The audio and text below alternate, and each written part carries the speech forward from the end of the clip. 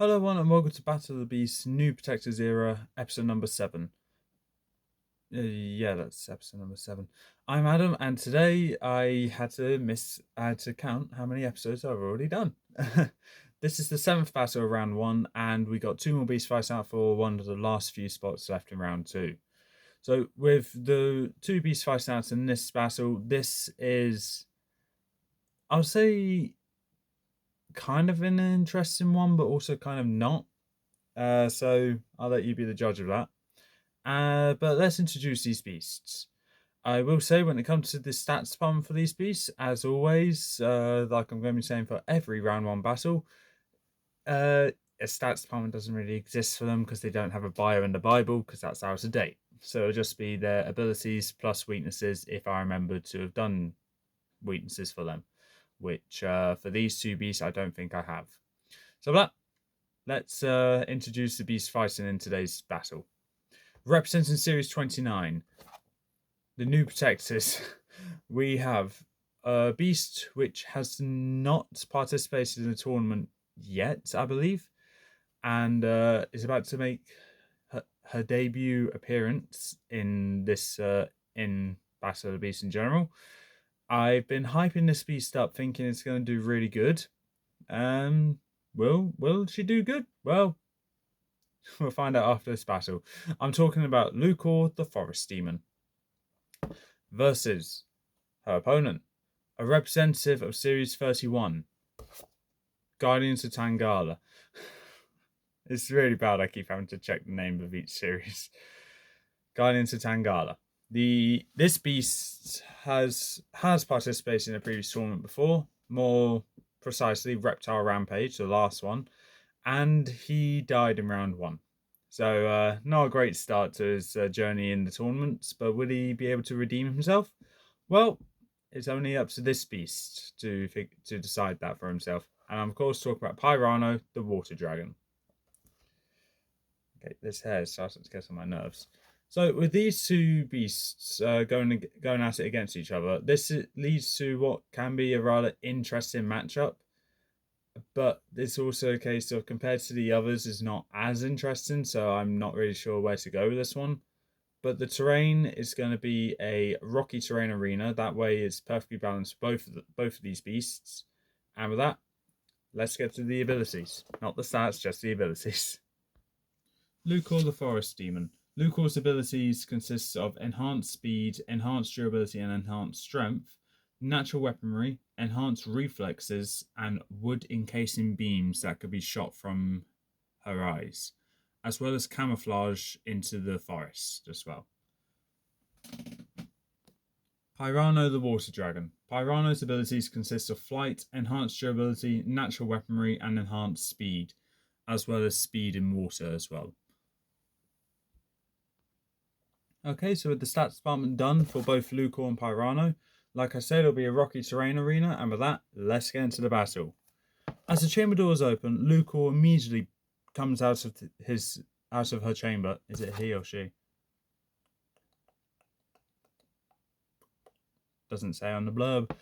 I think it's a she. So Lukor immediately comes out of her chamber and instantly goes 6 to the wall of the arena, trying to blend in as much as she can by hiding behind a few rocks, just keeping her eyes open for her opponent. As Pirano bursts through the sky exit, flying without the use of wings, he instantly roars into the arena, and a few spectators that remember Pirano starts cheering for him. Immediately, Lukor realizes that she's going to need to figure out how to take care of Pirano, a beast that can fly. Pirano can't see his opponent, so he comes down into the arena, looking around carefully, trying to find said opponent. As Lukor's prowling around the perimeter of the arena, once Lukor's directly behind Pirano, she charges up towards Pirano, pouncing rather, ready to sink her teeth and claws into Pirano.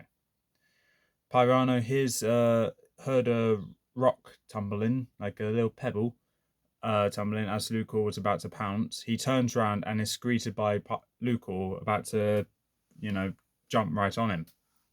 Pirano immediately lifts up a claw and slashes towards Lukor, who with her reflexes is able to just deflect it back and give a good scratch on Pirano going down towards the chest area before Lukor backs away for her own safety as Pirano whips his tail out towards Lukor, which just barely misses as Lukor snaps at it, missing before Pirano is able to draw his tail back. Pirano immediately takes to the sky and just hovering above ground, so Lukor's going to have a harder time trying to get to him. Pirano immediately charges towards Lukor as Lukor charges up and pounces. And as soon as they're about to collide, Pirano immediately does an undercut with one of his claws and actually stabs at Lukor through the chest as Lukor roars in pain and bites down onto his shoulder area and scratching at his face, actually scratching out one of his eyes. Pirano roars in pain over this as he whips his tail forward, wraps it around Lukor's chest area, pulls Lukor off him, and spins his whole body around and slams Lukor into the floor of the arena, creating a dust cloud to appear. As the dust fades, Lukor is standing up straight, looking directly at Pirano, growling in aggression. Pirano, surprised by the fact that Lukor was able to defend herself from that, unsure of what happened, was Lukor, which was, I can just tell you what happened. Basically, when Pirano slammed Lukor to the ground, Lukor used her reflexes to twist her body to land on her claws, making her land on her feet perfectly fine, and the dust cloud that ensued naturally happened because of the speed that she was being slammed down to the ground. The worst she got was just a sprained ankle. So, not that bad. Pirano dives down towards Lukor, ready to attack again. Lukor this time backs away just at the last second for Pirano to collide into the ground, as Lukor then pounces onto Pirano and bites and tears at his back, tearing away the scales, tearing away the little spikes along the back as well, like here. As Pirano's roaring in pain over this, as he twists his head round to try and get to Lukor, he can't reach it. So he reaches out his tail to try and reach for Lukor, but Lukor only turns around and bites onto the tail, causing Pirano to withdraw his tail as he takes up to the sky and turns himself round and slams himself into the ground of the arena, trying to shake Lukor off. Lukor doesn't get slammed into the ground. She jumps off of Pirano whilst Pirano slams himself into the ground, and immediately Lukor gets to a safe distance, staring at Pirano, who's just barely able to get up from the blood loss, but also the constant beating he's been giving himself. Lukor grins before shooting out her eye lasers onto Pirano, which immediately encases Pirano into a wooden trap.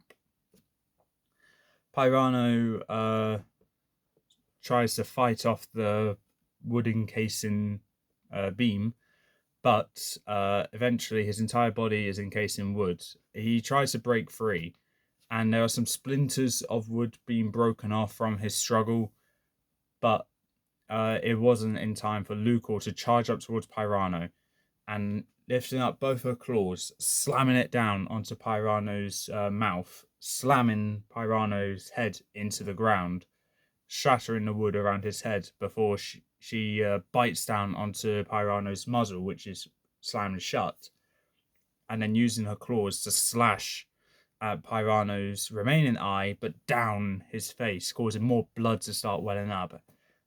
Still with a firm grip on his muzzle, she digs away at Pirano's forehead, digging away to get to the brain before stabbing her claws into it and scratching it out, tearing away half of Pirano's brain, as Pirano immediately goes slack from the pressure given to him by Lukor ripping into him, but any parts of Pirano that's still trapped in wood stayed in wood.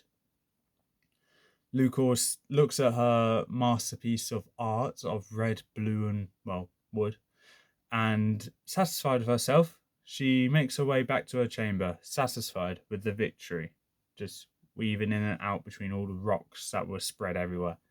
So that Lukor has won, Pirano has lost. If you think Pirano should have won, please leave comments below why you think about how my word's final and Lukor's moving on to the next round. So with Lukor moving on over Pirano, I think it's a case of that Lukor has the enhanced reflexes, which really helps with battles, actually. And another aspect which also helps out a lot when it comes to Lukor is also the wood encasing beams. Whilst I know beasts are able to break out from the wooden prisons, it's a case of it's a method used to slow them down. And that's pretty much what Lukor's intention was, to slow down Pirano, just so she can get closer towards Pirano and deliver the killing blow. So that Lukor's in the quarterfinals now, and that is all for this time. If you like what you saw, leave a like, leave a comment, don't forget to subscribe, press the notification button down in the corner below, and I'll see you next time.